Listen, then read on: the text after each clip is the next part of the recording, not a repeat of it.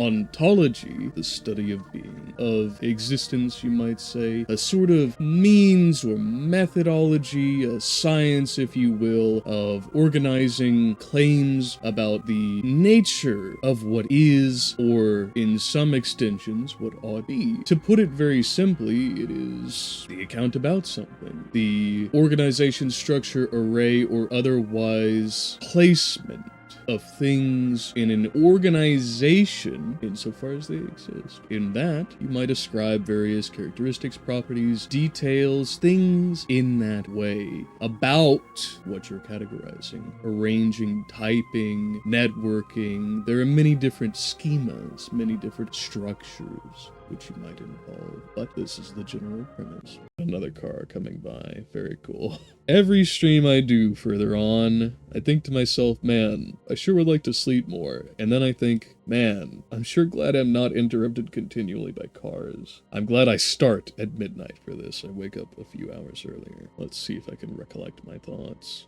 Protontology is that study of what enables, underlies, underpins, understands ontology itself as a discipline, phenomenon, thing that creatures do. In the same way as if we look towards psychology, some, especially experts in the field, might say that what underlies that is neurology, and what underlies neurology is biochemistry, and what underlies biochemistry is physics, and all of these different disciplines that ascend towards a thing. So here we have then the thing protontology that reviews, regards, and tries to make some claims, organizes some statement, postulate, premises about the higher level thing, the higher order thing, you might say, of ontology.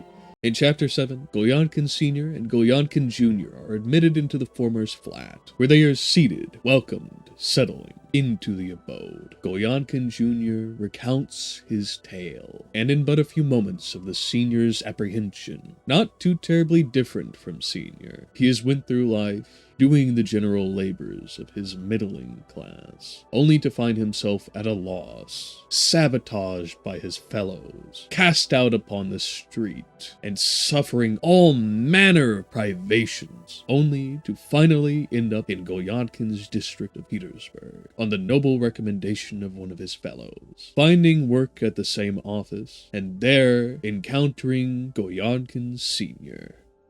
Instantly, magnetically, Junior finds himself on the reputation he has heard of Senior, drawn to him. At the end of his explanation, he beseeches Senior for patronage, succor, room and board, and even plain companionship. At the end of this, Goyankin Senior is truly moved by the plight, paupery, and genuine shame that Goyankin Jr. has endured. This buttressed by Goyankin Jr.'s affability, amiability, agreeability, at every turn, seeking to please Senior as his host and hopeful patron in every slight mannerism. They dine, both showing modesty, as the provider and the recipient trade stories, and then trade even more, as at first rum is brought out, piping ensues, punch follows, and both end up with quite a bit of each within their bellies. Feeling warm and well, Goyankin Sr. grants, beseeches Junior to stay with him as long as he likes, as long as he needs, as long as he can, and the Junior graciously accepts. And after some time of trading these tales, they both settle in, with just as much propriety as before, to sleep. While the Junior is made up on a bed of 2 chairs put together, the Senior goes to bid Petrushka farewell and asks to be awakened at 8 o'clock. Petrushka, dauntlessly gruff as ever, takes little heed in Senior's kindly words and sloughs him off back to his room. Thereabouts, Golyadkin Sr. sits on the edge of his bed, feeling wondrous, and then, after a few moments, thinks himself maybe having gone too far in his activities of the day. Too kindly, forgiving, gracious, and so is once more pervaded with suspicion and tenseness. He looks over to his visitor, and then, in time, stands, candlestick in hand, and looks down upon him for a great long while. He ponders the same loop of thoughts for some time, and then finally huddles back into bed, rolling over and allowing his drunken sleepiness to take him. So, to start off with, we will be doing a kind of quick and dirty reading, and then we will kind of address each portion where there's a significant break amongst the paragraphs, or if there is a subsection that needs some sort of address, or that I feel like kind of expounding upon. Now, also keep in mind, this is a draft. This is not the entire thing ripped and ready to go. This is just what I've gotten so far. If I get any feedback that you all think things might need a little bit more review, then of course I'll take a look at it again, but here we are.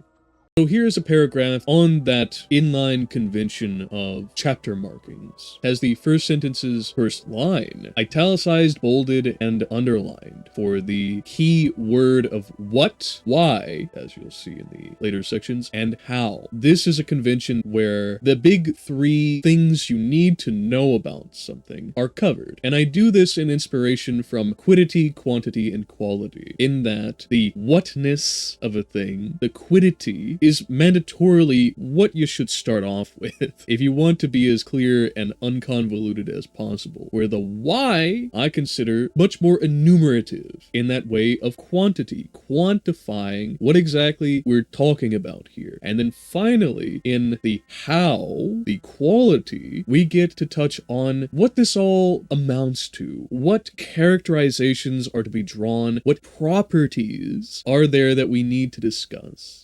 This paragraph makes it clear that basically everything is part of protontology by way of ontology, which this is ultimately about, in a descendant fashion, as opposed to ascendant, as we'll get into later. And in that, perspectives, practices, and productions, or for those more familiar with philosophic vocabulary, theoriae, praxes, and poieses, that is to say, in more direct translations, outlooks, doings, and makings, are all constituted in the fashion of ontologies at least, and therefore, again, by way of protontologic underliers and underpinnings. Coming in from the previous paragraph, in understanding that ontology, and again therefore protontologic underliers and underpinnings, play a part in every single bit of perspective, practice, and production, a neat little alliteration for theoria, praxis, and poiesis in a more graspable vocabulary, that by way of these, protontology holds ontologizing itself as the vector, method, means by which agency, self-direction, to any extent, is accomplished. And it need not be self-awaredly. It could just as easily be something as basic as a single-celled organism, all the way up to gestalt consciousnesses. And it makes this connection through the simple observation that this is what every agent does. These appear, universally, to be the constitutive elements of agency, as defined here. This is the bridge from the recognition of agency and ontologizing into a distinction between two varieties of ontologizing. Hadn't we these, the philosophic program runs the risk of simply making the claim that every agent is self-awaredly doing something, has some degree of introspection or something there like. Rather, protontology stakes the simple claim that there are those who, by construction, and also by context, may or may not be making a move, doing a thing that renders that extent of self-awareness, which is here regarded as a gradient. The single-celled organism, for instance, might be able to place the relative stimuli of various compounds around them through various chemic interactions into something of a systematizable action. That is a very rudimentary degree of explicitude. where something like a dog might demonstrably be able to account for the modulations and frequencies of sound so that it can, in a very implicit way, apprehend the general disposition of other animals and specifically, of course, their owners. And therefore, this paragraph makes it explicit that there are differing modes in a spectrum of ontologizing itself, self-awaredly and non-self-awaredly. Here we simply bridge into the recognition of what ontology is in a very neutral and hopefully universalizable sense, alongside making it clear that by virtue of its rudimentality, not only is it the bottom, but also runs all the way through every single discipline from basic sensory motor coordination to high culture and science. And with that, using it as a pivot to say that ontology is just making what exists implicitly explicit. Although, of course, there are plenty of definitions that go along with ontology, just like every single field of philosophy. In addition to this, the kind of placement, taxonomy, history, if you will, of ontology in the protontologic context rather tears it away from a sub-discipline of metaphysics. That is to say, while this also has numerous definitions, I take it to mean an attempt above mere physics to weave together a narrative, explanation, deeper essence or meaning of reality as something more than just reality, where keeping it in just that little box of reality as reality is something that physics does. As literally the first philosophy, the first principle, even to protontology, in that without ontology existing and the ontologizing doing, you couldn't have protontology. Without the ability to do accounts about something, there couldn't be any thought at all, let alone coordination in what we might call life, inference, or computation. So here we have the gross definitions of both the ascending philosophies and descending philosophies, where ontology is the straight line from A to B. You have, in this conception, a branching that ascends in meta-ontology to look down over the entire field of ontology and make claims, make systems of those ontologies, to predicate of them, if you will. And on the descending branch, you have protontology. And since we take ontology as the necessary first philosophy here, then that means that both of these are rather very close to that original bud, if you want to think of it rhizomatically, or root arborescently. That is, meta-ontology and protontology are genuinely as close as you can get to the source of all science and philosophy as such. Packed into this dense economy of verbiage, this paragraph serves to extend and expound, with a few neologisms here and there, the core concepts, notions, of what we're talking about in terms of agency, what exactly ontology's mission statement is, and how it's actually carried out. And I attempt here to do this in a neutral way, as with the entire document, putting it in a frame that is interpretable by any disciplines which I assert as coming downstream would perhaps wish to do. Whether we have a realist position, which I am an objective realist in the strongest sense, for those unfamiliar with philosophic terms, that's not saying that me big and strong, it's more like I take a harder position. Or you could have something like an Aristotelian moderate realism, where something like the accountedness, aboutedness, or thingedness are things that are universals, that the account, about, and thing are particularizing. Or even something like a straight idealist perspective, like a Hegelian take. You could think of these as modes or shared dimensions of the medium of spirit, or if you like Branham's reading of Hegel, that these are a priori categories for inference and sort of encapsulate things in a pragmatic semantic meta-vocabulary. As far as my take, I pose these as references to quiddities, quantities, and qualities, naturally. So this whole paragraph is an anticipation of exactly these. What a thing is, in the account about and thing, that is, their beings, what they are becoming in the accounting, abouting, and thinging, and then finally, a new innovation to the philosophic landscape, begetting, not merely being in a static sense, or even kinetic, nor the becoming in that strictly dynamic fashion, but over and over culmination of the thing as not a universal, not a particular, but an existential. Of course, best expressed in the accountedness, aboutedness, and thingedness, the properties manifest.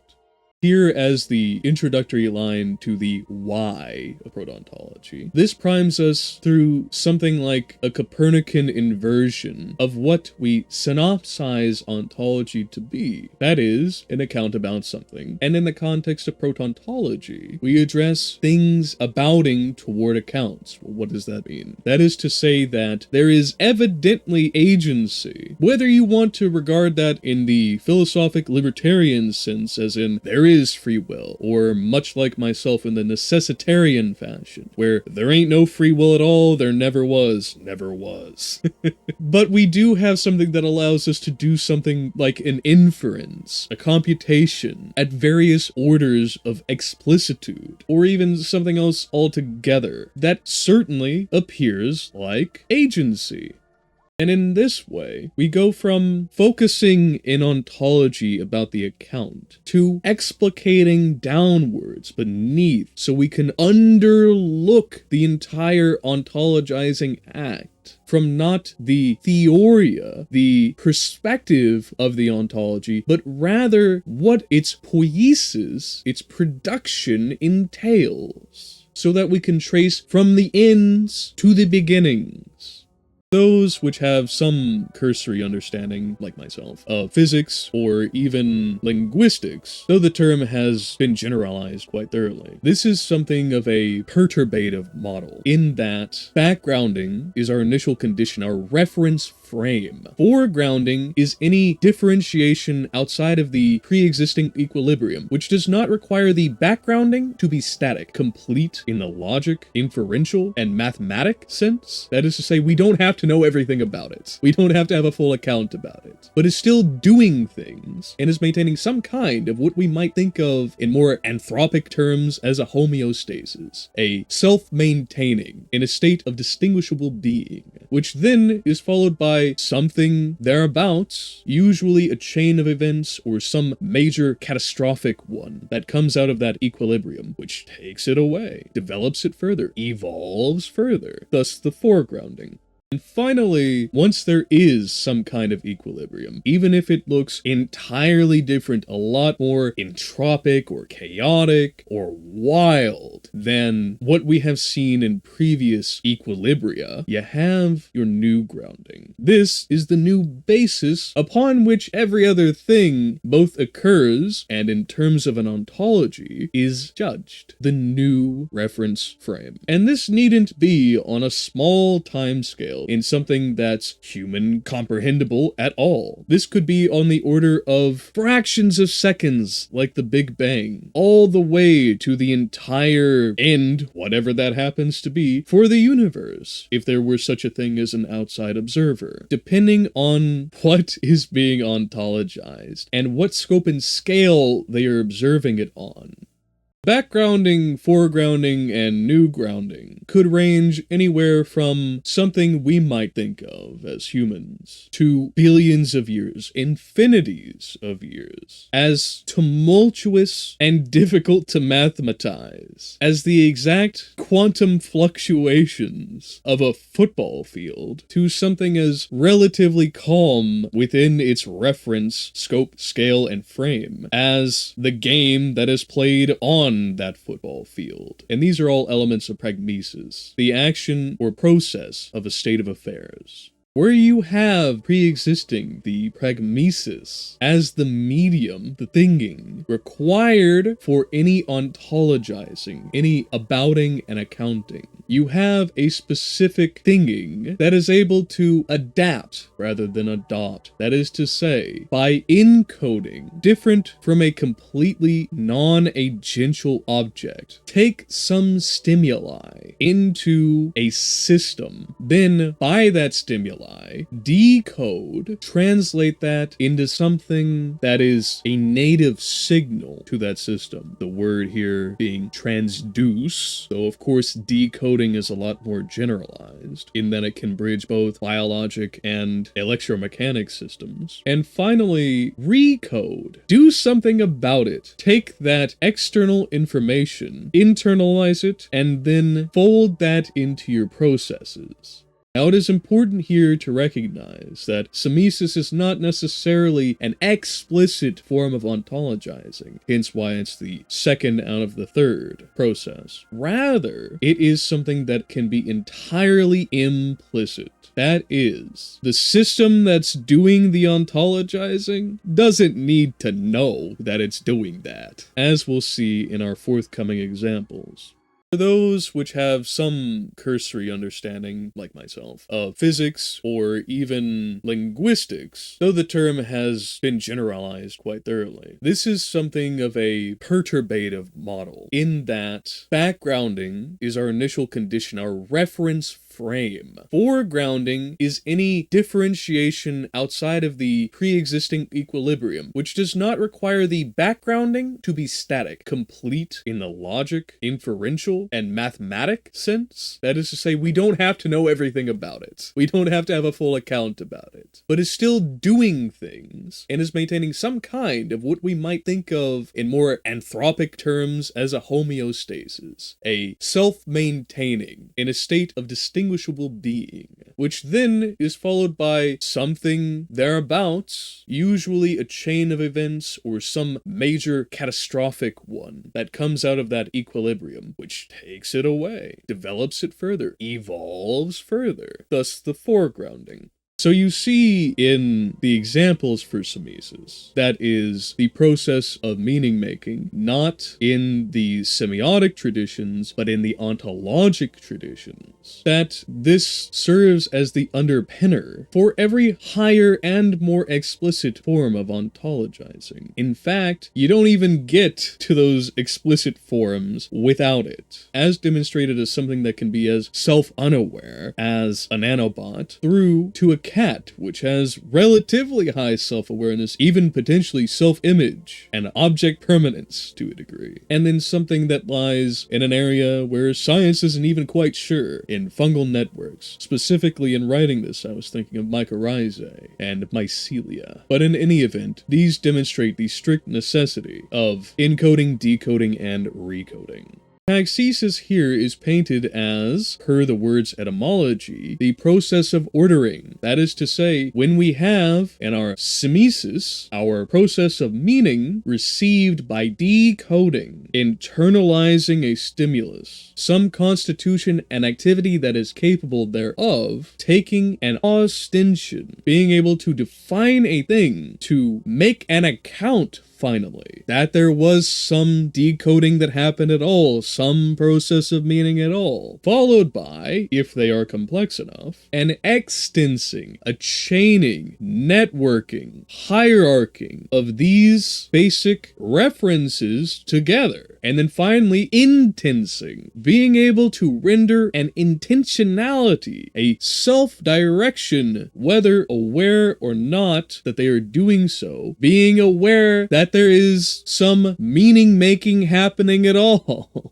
We see here that gradient of complexity and explicitude that is able to be achieved from the most simple of things to the most complex of things that many can think of, immediately anyway, in the human. This might read, as it very well should, as a kind of reorienting, regrounding, recentering of cybernetics, because that is precisely this. That is to say, it is a means of steering Kubernetes, the process of steering or governorship, by a process of ordering, taxesis. And in that process of ordering, with high enough complexity and specialization particularly, to enable a self-history, a self-monitoring of the processes of meaning, semises, we come to a point of high intelligence, high consciousness, and understanding of agency, whether one conceives of this as will or as plain process of physics, by means of ordering information, and not in some abstract sense, but in a distinctly interconnected and embodied one, on the medium of ontology. This, along with the other paragraphs in this subsection, is a recapitulation of everything foregoing. It is the simple declaration that thinking in and of itself, things as such, things qua things, are the state of affairs. And even if you don't want to interpret that out from the line of it is the medium of all things, if you wanted to go something that's idealist or anti-realist even, you could simply parse it as, well, of course, we make the world, we are the medium. And that would be perfectly valid, even if I don't think it's sound. Now with the establishment of the analogy of cartography in pragmesis, the territory itself, that which maps are drawn from, we have in the semitotic praxis, the legend, the key, the formula, how exactly we get from the immediate medium of pragmesis to some kind of meaning, some kind of adaptation as opposed to adoptation, some kind of self-determining process, not as an extension over the entirety of all things in that medium, but as a specific subset or sub-whole of that medium. Here, finally, the triad, rather than the dyad, of the old territory map distinction comes into its full. Now we have not just the territory, the medium as such, not just the legend, the translation as such, but finally we have the map, the translated as such, and not by some disembodied or abstract process of intuition or introspection or recollection, rather as a matter of organizing, operationally monitoring, explicitude, from what are otherwise implicit events of taking accounts about things.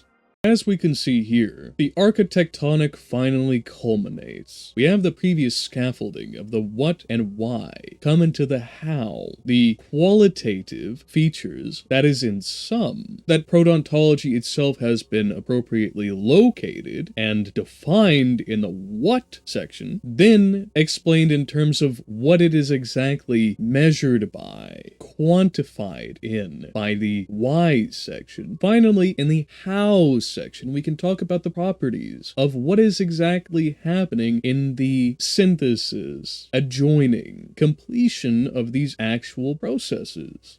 If you will, we have the procession of accounting, the processes of abouting, and the proceedents, the things that proceed in the thingings. And in such a way, we can distinguish between the levels or layers of explicitude by orders, as a sort of reference to logic orders, where we are directly able to draw the lines between pragmesis, semesis, and taxesis into the units of explication, the units of becoming self-aware, the units of ontology, be they self-aware or otherwise. Here we finally have quiddity as such. It is the barest continuity of things as things, the territory as we analogized at the end of the previous section. And in that, these are mere modes of ostencing. You can think of it as the direct inverse which leads back around in a circuit from the necessary portions of ontology to the sufficient ones. That is, at the zeroth order, we're talking about the prerequisite propositional content of every ontology. And as exampled here, these are answers plain and simple to what is it?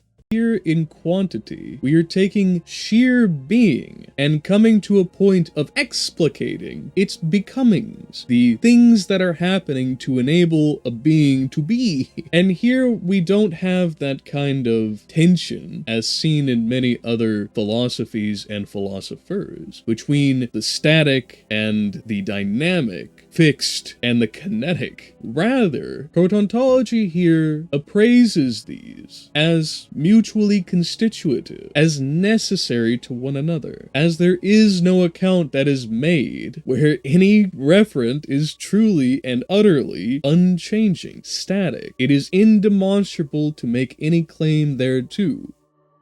And in recognition of that, we can turn to its quantifiable variables, its parameters of what makes it so, of what makes the being by becoming. As simply put, intangible experiences like drawing on from the architectonics of the previous paragraph, recalling, presenting, and anticipating, with something like the simple lengths of an object to the order of occurrence and recurrence along time of some objects, and finally, the composition of quiddities among some objects. Here in quantity, we are taking sheer being and coming to a point of explicating its becomings, the things that are happening to enable a being to be. And here we don't have that kind of tension as seen in many other philosophies and philosophers between the static and the dynamic, fixed and the kinetic. Rather, protontology here appraises these as mutually constitutive, as necessary to one another, as there is no account that is made where any referent is truly and utterly unchanging, static. It is indemonstrable to make any claim thereto. And in recognition of that, we can turn to its quantifiable variables, its parameters of what makes it so, of what makes the being by becoming. As simply put, intangible experiences like drawing on from the architectonics of the previous paragraph, recalling, presenting, and anticipating, with something like the simple lengths of an object to the order of occurrence and recurrence along time of some objects, and finally, the composition of quiddities among some objects. And here, the level that most of us operate on a daily basis in the quality is built on top of the sheer existence, the sheer ostensing of a quiddity, and the extensing of quantities. Finally, in the intensing of qualities. We think in terms of the properties, traits, characters that are entailed in things. The thing doing the thinging. No longer just an account in the quiddity, nor that which is about in the quantity, but finally the thinging in the quality. What it do. And not simply as a being, not just as a becoming, but that which is gotten of what is being and what is becoming. So here in the primitive, we have things not defined in terms of others. That is to say, a foundational idea, something that can only be given meaning insofar as it is by the zeroth order, something that can be proposed from quiddity, quantity, and quality, being, becoming, and begetting. And in this, as examples of ground-level notions, we have numbers for all my mathematic idealists out there, matter for all my strict materialists out there, and spirit for those that like mythology. And in this, where the zeroth order directly references the one before it, quiddity to quantity, and quantity to quality, as the primitive, like everyone going forward, is structured upon the previous order, it necessarily invokes all three at the same time, even if it is primarily aligned with quiddity. There is still quantification and qualification. For you couldn't have something that serves as a ground level term without something being in all three categories. You could hypothetically abstract to the minimum, but there is still, structurally and functionally, these three dimensions being referenced someplace, even if strictly implicitly. Here's the next natural rank. We have axioms, rules among primitives, still scaffolding higher, just as quantity upon quiddity, predicating over primitives, you might say. Specifically, it steps us in the direction of a logic, even if it isn't formalized. That is to say, in the process of accounting about something, here we are at the abouting, the relations marked as rules, things taken as given, predicative statements that are said to hold, or possibly hold, over primitives. In schemas, we have the generalization of axioms, the taking from specific instances of a first-order predication, a doing of relations over a continuity or range of things in primitives, to one step higher, making second-order predications over axioms, making statements about and with axioms as groups, where they themselves made statements and claims over primitives, from the continuum to the individual to working by collective. In that way, in the process of ontologizing, we come to the apex of the first order, for at this stage, we no longer even have to deal with the abstraction of primitives away from their beings, what becomes of them, and what those beget, not just the relations that hold among those primitives, but finally, we can make claims, we can make organizations, we can talk about what exists among those relations themselves with higher relations. And hypothetically, you could extend this forever. Thus, the schema is able to encapsulate the abstraction of relations themselves, can treat axiomatic relations as identities.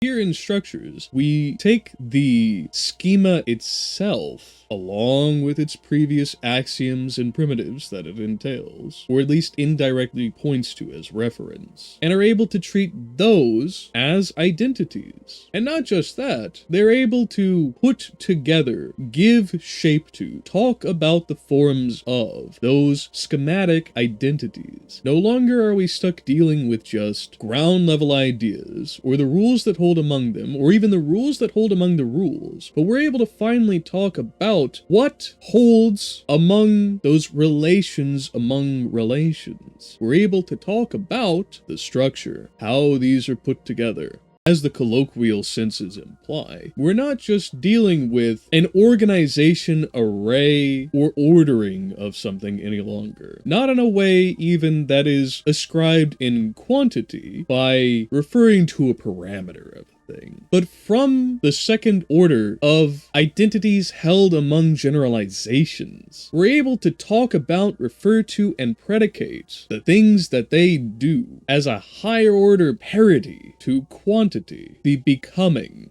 But on the scale of a greater generalization, no longer is it in the mode of talking about continuous events on the 0th order, nor is it stuck dealing with individuals on the first, but instead it can refer to entire collectives in the statements made about them, the arguments or premises that are made as regards them, not simply as how they're interconnected per structure, but what those structures do in the context of other structures, their functions. Finally, here in the reflection, we come to the fully developed cybernetic grasp via ontology of self-creation, self-development, self-guiding autopoiesis, if you'd like to use a more apt term, albeit technic, aspects of the existential, that which exists, rather than, per se, calling upon universals or particulars. We are able to arrive at that what a thing is insofar as itself.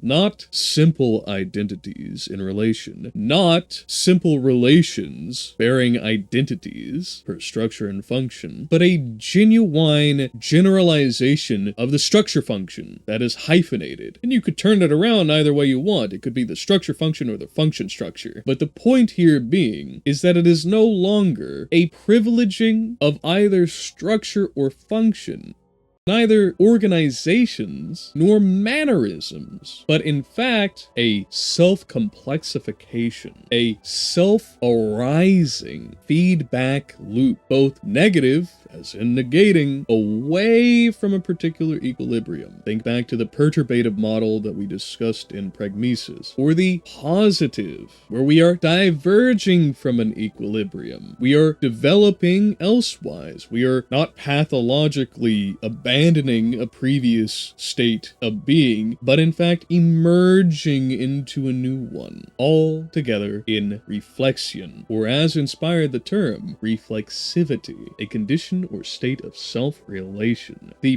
proper non-privileging recognition of identity in self and operation in relation. That is the final set of words in this very dense document where I attempt to lay out the genuine philosophy that I use, not just as my first philosophy, but everything in general, and also as a basis for the cosmos that I'm building forward of this, which, sneak peek, I'll give you cosmos semiotics. Yeah, you might like that one, if you can parse the etymology and the implications that come along with it. But in this, it was made to be specifically very public-facing, very accessible, very open to people who were not mired in philosophy. So hence its density and also its simplicity. If I were to use a lot of the more in-field terms, it would quickly turn into more of a glossary than it would an actual explanation of what protontology is. And besides, as this is a new field, insofar as I know of philosophy and the general sciences that I have founded here, while I think it has a great deal of applicability, of praxis that can be taken from it or inspired by it, perhaps best not to start with a sort of academic level vocabulary just to make a basic thesis. But, in any event, this does give us a fertile ground for anything going forward, and even if you disagree vehemently or think that the notion of protontology or the document as it is written is dogshit, then it can be very persuasive to someone who is casually getting into a hard world built, playing by its own rules, caring about its internal logic, trying to avoid all possible contradictions game, like the all signing. I thank you all for being with me here today. If you liked what you saw, I hope that you consider liking, sharing, subscribing, or disliking, unsubscribing, and otherwise leaving some genuine feedback as to why so. If you thought it was perhaps worth catching more of it on a regular basis, there is always our regular feeds at X, Instagram, Spotify, BitChute, and a community you might be interested in joining on Discord at the Threefold Edifactory, all linked in the description. If you think it was so good that you might want to contribute to it monetarily, there's also stream elements for one-time donations or Patreon for more recurring donations with some return in value to you, the loyal audience member. To include access to any workshop files, like here with this game document, the ability to participate in polls, which are taken very seriously, insofar as directing the channel, special privileged accesses to rooms, both text and voice, in the Discord server, as well as getting your name, subject to my discretion, at the beginning or end of our long-form pieces of content like this. But without further ado, I hope that you all never miss your opportunities.